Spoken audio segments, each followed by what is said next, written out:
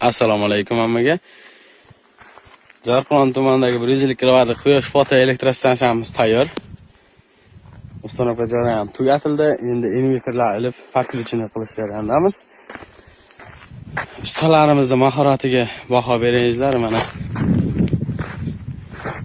zaborlarimiz odam bo'yidan baland. Stoykalarimiz, mana panelda stoykalari 6 ga 4 profillardan ishlatilgan. Betonlarimiz ham yerga yarim metrdan ko'proq kirgizilgan. Vijdonan ustalarimiz ishlagan. Materialdan, quyosh panelidan, hamma materialdan umuman pul ayrilmagan. Hamma narsamiz sifatli. Jinko panellarimiz ikki tomonlama dia invertorlar o'rnatamiz.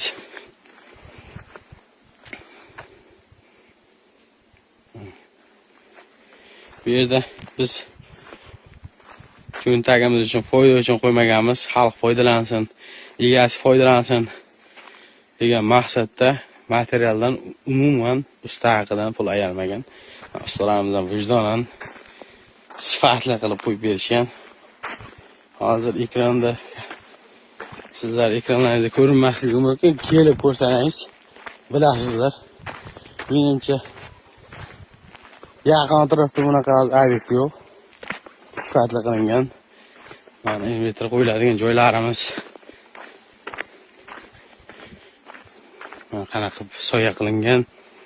Havo aylanishlari hammasi loyiha asosida qilingan. Mana darvozalarimiz o'xshironli, mana odam kiradi. Odamlar uchun va texnika uchun divoyna qilib qo'yilgan. Mana invertorlar ishimiz uchun soyani qarangizlar, invertor turadigan joyda qanday sifatli qilingan.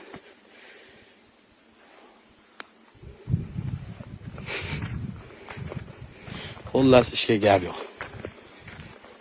Ustalarimizga respekt. Obuna, like ayamangizlar, obuna bo'lingizlar. Kommentariya podelirsizlar, bizlarni podelish qilib turingizlar.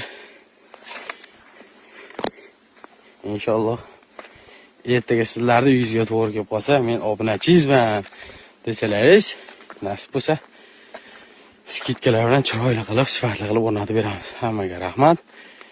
Invertorlarimizda podключениесini ishga tushirgan vaqt yana bir marta video qilib beramiz. Hozircha sog' salomat bo'lingizlar.